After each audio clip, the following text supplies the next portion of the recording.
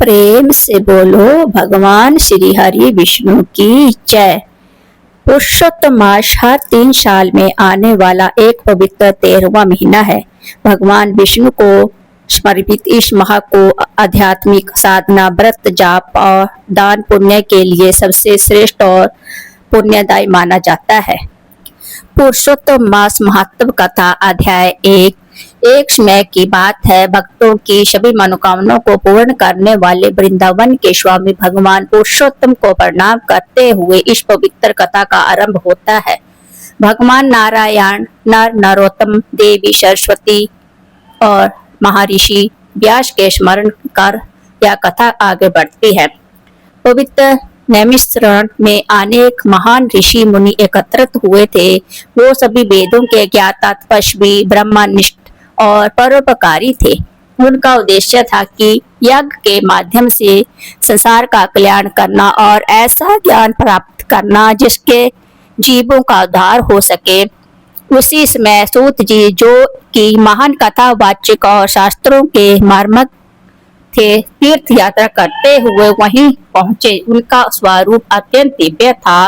वो शांत, संयमी, भगवान के नाम में लीन और आध्यात्मिक तेज से प्रकाशित थे।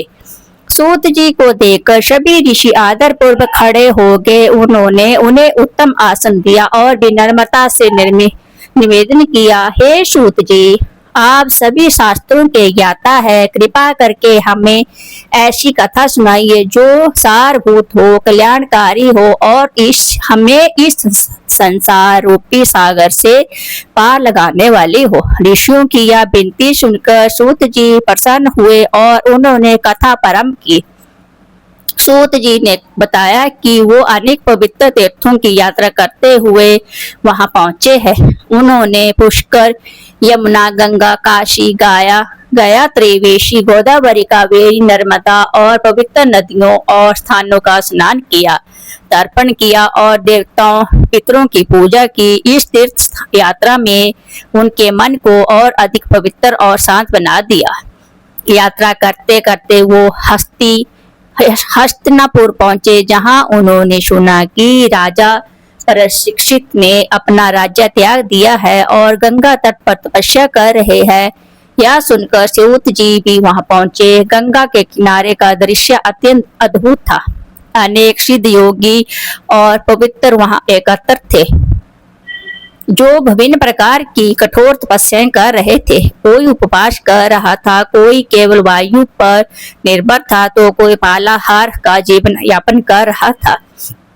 उसी समय वहां एक महान दिव्य घटना घटी। महर्षि व्यास के पुत्र, ब्रह्मा ज्ञानी और महान योगी श्री शुक्रदेव जी वहां पधारे। वो युवा थे, परंतु उनके भीतर अद्भुत वैराग्य और ज्ञान था। उनका स्वरूप अलौकिक था। वो संसार के मोह से पूर्णतः मुक्त और ब्रह्मा में लीन थे। उनके आगमन पर सभी ऋषि मुनि सम्मान में खड़े हो गए और उन्हें एक ऊंचे आसन पर विराजमान किया। शुक्रदेव जी उस सभा में ऐसे शोभित हो रहे थे जैसे आकाश में चंद्रमा तारों से घिरा हुआ चमकता है।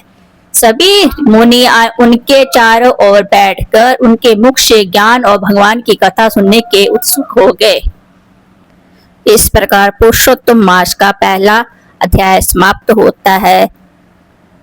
अगर आपको कथा अच्छी लगी हो तो लाइक और सब्सक्राइब जरूर करना। जय श्री हरि नारायण।